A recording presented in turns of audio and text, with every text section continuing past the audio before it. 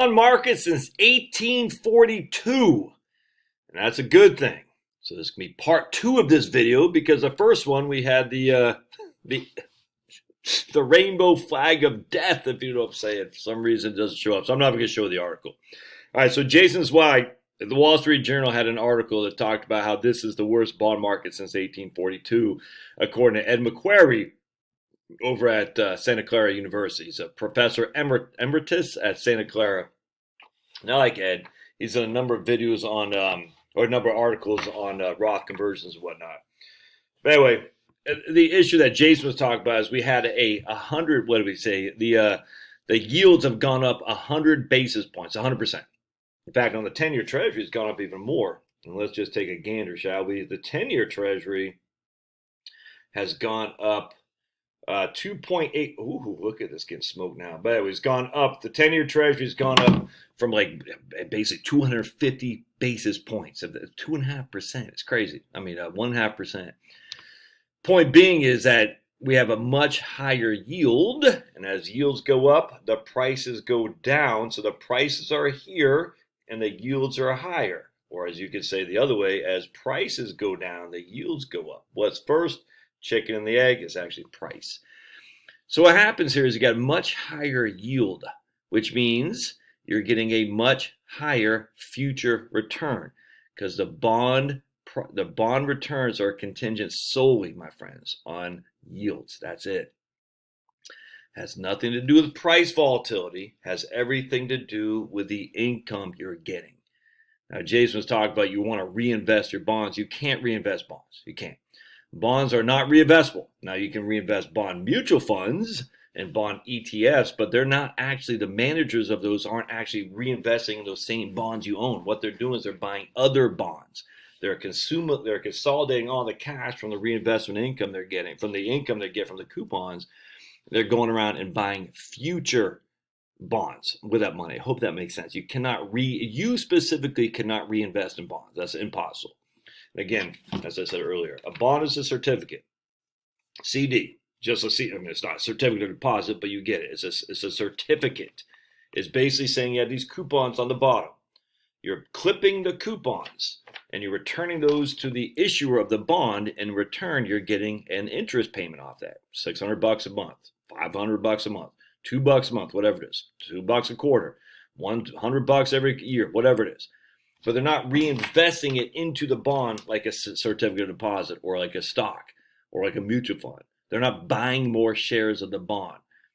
They're just not. They're paying you the interest, and you can do some of that interest. You can buy other bonds, other investments, but you're not reinvesting that bond. Now, what happens is the fund managers are actually taking all these coupons, because they have hundreds, if not thousands of bonds, and each is paying a coupon at a certain time. They're consolidating all this money, and then they're going to go out and buy different bonds. I hope that makes sense. So when we talk about reinvesting, I just want to be clear. You're not reinvesting in specific bonds. You're reinvesting into your fund, which is using that cash to buy more bonds.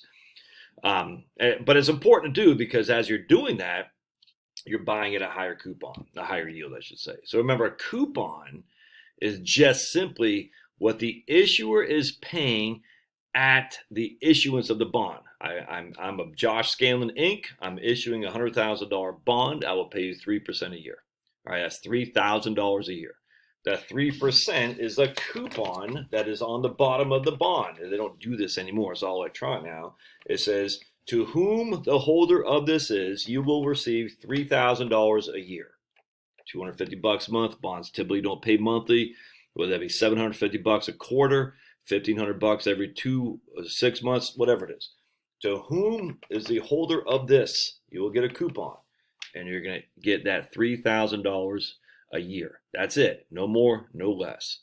All right. So now, because the coupons, the interest rates have gone up, if I want to, Josh Inc. wants to issue a new bond, and I'm issuing a bond in order to receive money so I can do other things with that bond, with that cash I'm getting. All right. I don't just issue a bond to go freaking, hopefully sniff it up my nose. I'm issuing a bond because I want you to borrow money to do something for business operations. It could be anything, literally anything. So I'm saying I will give you a certain interest rate. In this case, the coupon initially was 3% when I first issued the bond, but now the interest rates have gone up. So now if I want people to buy my bond, I got to pay them a competitive market rate. In this case, I'll pay a 4% rate because the competitive interest rates have gone up.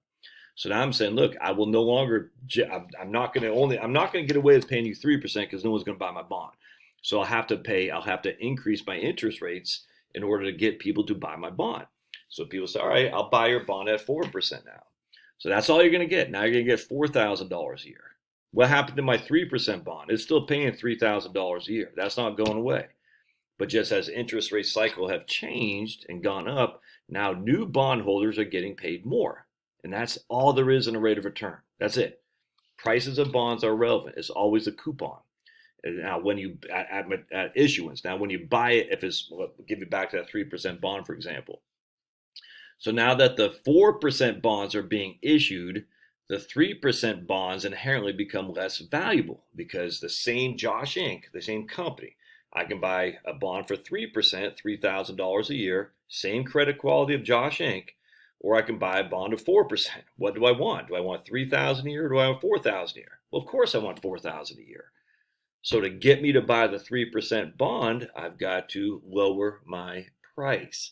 So whoever is a bond holder of that 3% bond, he can do one of two things. He can hold it to maturity. He gets a $3,000 a year each and every year until the bond matures, or he can sell it on the open market. No one's going to buy it on the open market for the same price they could get a 4% bond. No one's going to do that. So they're going to sell it on the open market for a lower price because we're going to have the same yield to maturity. So a new 4% bond is issued. The YTM, the yield to maturity, is 4%. All right. The 3% bond that was issued, the YTM will no longer be 3% because the price has gone down to keep it competitive with a 4% bond. So now that yield to maturity on the 3% bond will be 4% too, just so they can keep it competitive. But the reason the yield to maturity is competitive is because the price went down. All right. So what's happening here is now you're buying bonds that are paying you 4% instead of 3%.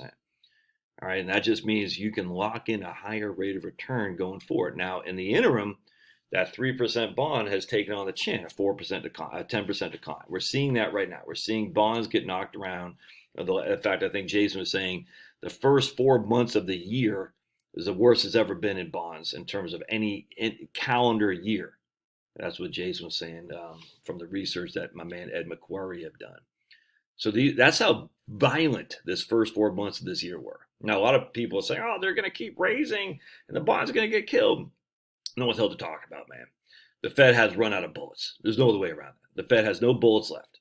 The Fed did not cause inflation. The Fed cannot end inflation. What has caused inflation is energy prices. There's just no two ways around that, man. Energy, energy, energy. And I'll do another article, maybe our video here later about energy prices because it's insane. And that's because of Green New Deal. They want this. They want to inflict pain on common people. That's what it is, man. The left, the Green New Dealers, and a lot of Republicans too, man, they fall for this crap.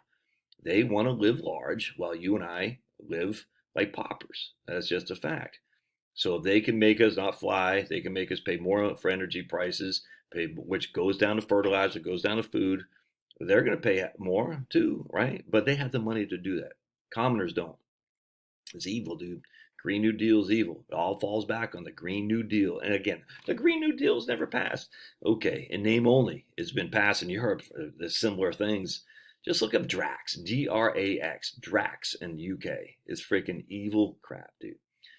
Long story short, this is a good time to be a bond holder because now you're getting more bang for your buck. Yeah, you took on the chin for a short term. It doesn't matter. It's all going to make good in the long. And that's all that matters. All right, love your thoughts. See ya.